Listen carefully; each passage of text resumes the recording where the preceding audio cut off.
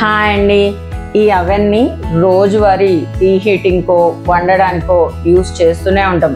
కానీ దీని క్లీనింగ్కి వచ్చేసరికి వామ్మో జిడ్డుగా ఉంది, ఏం క్లీన్ చేద్దాం అని బ్యాక్ స్టెప్ వేస్తూ ఉంటాం.